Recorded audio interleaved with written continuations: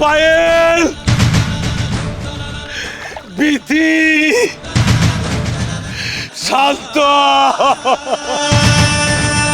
রফিক, তোরা কই?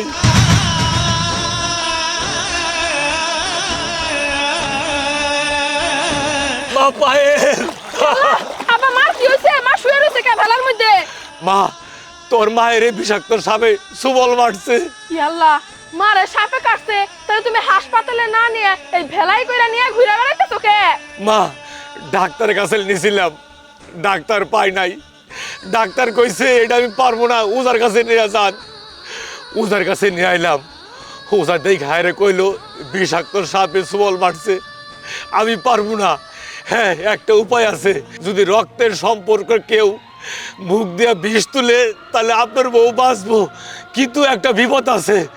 কইলো যদি বিষ তুলতে এক ফোঁটা বিষ মুখের মধ্যে ঢুকে পড়ে তাহলে সেই ব্যক্তি মারা যাব।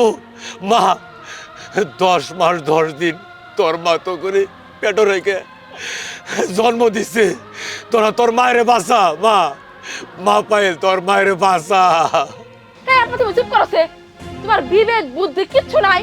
তুমি কোন হিসাবে মার বিষ তোলার জন্য আমারে কইতাছো? তুমি তো নিজের মুখেই কইলা যে বিষ তুলবো, এক ফোঁটা বিষ যদি পেটের মধ্যে যায় সে মরে যাবো গা। আমার জীবন এখনো পর্যন্ত পইরাই রইছে, বিয়ে করি নাই, শাদি করি নাই, বাচ্চা কাচ্চা জন্ম দেই না, ওগরে মানুষ করি নাই, কোনো ভবিষ্যৎ করি নাই, টাকা পয়সা কামাই নাই, জামাইয়ের মুখ পর্যন্ত দেখি নাই। এখন তুমি আমারে কইতাছো মারে বাঁচানোর জন্য? মারে যদি এখন আমি বাঁচাবার যাই আমি তো মরে যাবো গা। নিজের বাপ হয়ে কেমন করে চাও তুমি সন্তানের মৃত্যু? হ্যাঁ, তোমার বিবেক বুদ্ধি দেখে আমি অবাক হয়ে গেলাম গা। বাকি জীবন পড়ে রইছে, আমি এখন এই ভুল করে আমার জীবনটা হারাই, তাই না? তোমার বাকি সন্তানরা আছে না, তাগর কাছে কইতে পারো না? তাহলে মা তুই পারবি না তোর মায়ের বাঁচাইতে? মা ভীতি, মা ভীতি, তোর মায়ের বাঁচা, বিষ তুলে মুখ দে তোর মায়ের বাঁচা। আব্বা, তোমার সাহস হইলে কেমনে করে এই কথা আমাকে কর? আমি এখন অনেক ছোট মানুষ না, আমি কেমনে করে মার বিষ তুলবো? আমি এই বয়সে মার বিষ তুলে মরে যাই, আর আমার ভবিষ্যৎ তো পড়েই রইছে। আমি মার বিষ টিষ তুলবার পারবো না। তাহলে মা তুইও পারবি না? বাবা শান্ত, তুই তো আমগরে শেষ বংশধর, তোর মায়ের তোর লাগে কত কিছু করছে, মানসিক করছে, তুই তোর মায়ের বিষ তুলে বাঁচা। হ্যাঁ, আমার তো পাগলা কুত্তা কামড়াইছে, আমি মুখ দিয়ে আন বিষ তুলি আর আমি মরে যাই।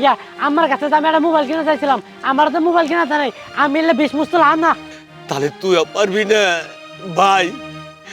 তুমি শেষ মাসা বাঁচাবার নাই গ্যাস, আর কেউ নাই আমার বইরে, তুই বিষ তুলে আমার বইরে বাঁচাও ভাই।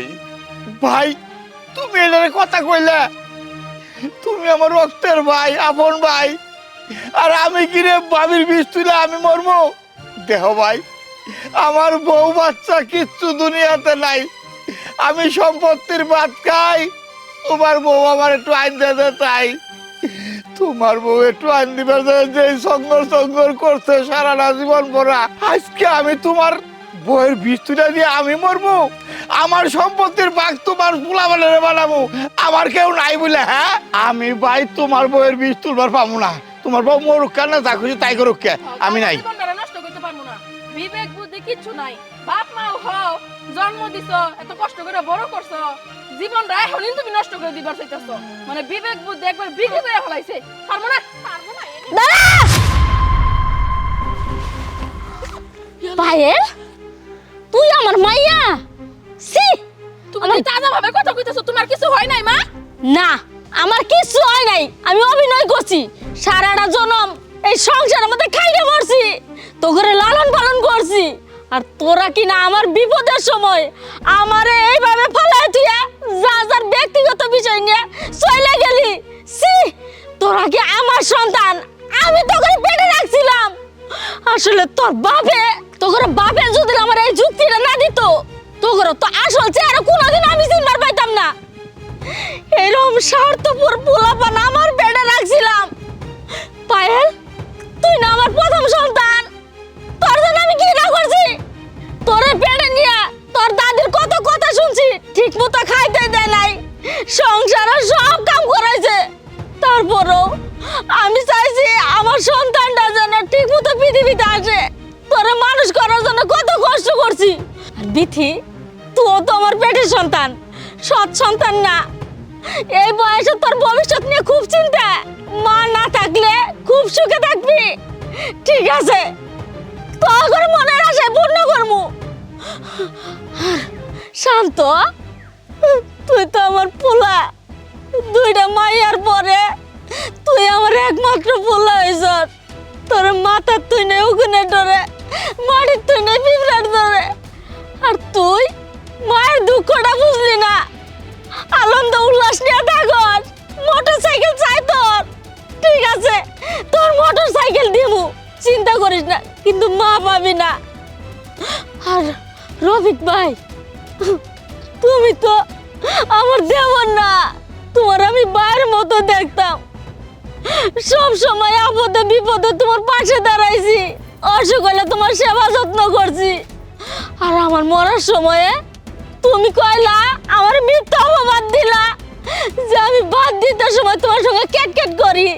সি রফিক ভাই, আসলে কি জানো, দুনিয়াটাই স্বার্থপরের খেলা।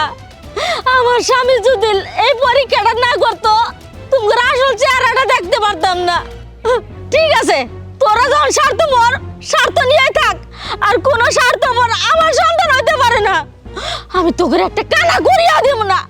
যা সম্পত্তি আছে সবই তুমি কানাই দিয়ে দিব। আর আজকের পরে থেকে আমার স্বামী যা গো তাই আমি উনমু। যা যা, চলে যা। ঠিক আছে, যাইতাছি। থাকো তুমি তোমার দিমাগ নিয়ে, ঠেকা পড়ছে। ওগো, আজকে থেকে তুমি যা কবা তাই উনমু। তুমি হজে যাওয়ার ব্যবস্থা করো, আমরা দুজন হজে যাবো গা। দূরে যাও।